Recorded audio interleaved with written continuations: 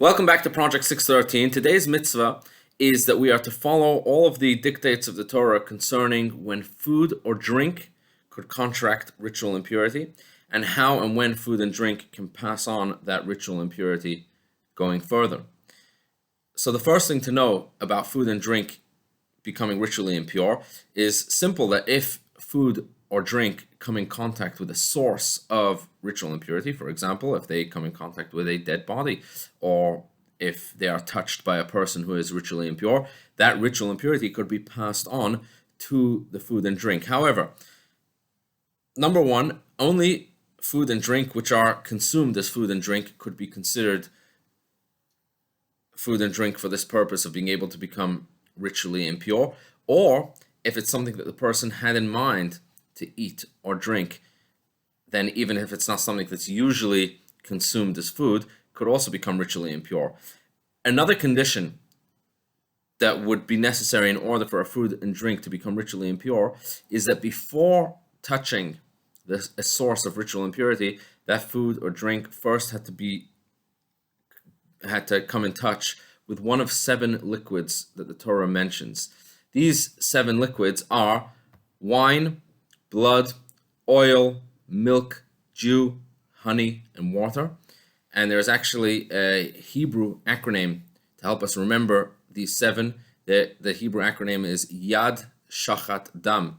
Yad is made up of a Yud and Daled. The Yud stands for Yayin, which is wine. The Daled stands for Dam, which is blood.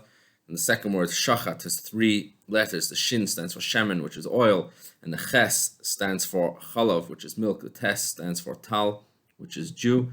And then the last word, Dam, the Daled stands for Dvash, which is honey. And the Mem stands for Mayim, which is water.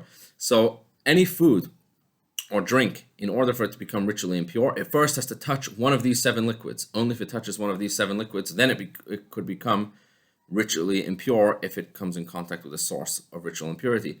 And here we have an irony, and it again shows us how this whole concept of ritual purity and impurity is a totally spiritual thing, nothing to do with physical dirt.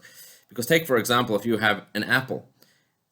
In order for an apple to become ritually impure, it first has to be washed, cleaned with water. Imagine if an apple never touched water before, then it cannot possibly become ritually impure.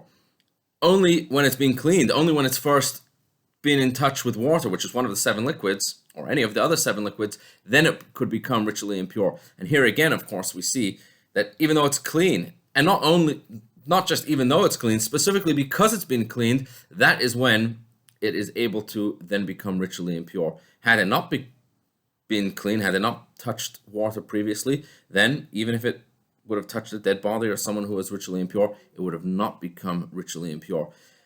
Believe it or not, there are some practical applications of these laws, and we will learn more about that tomorrow.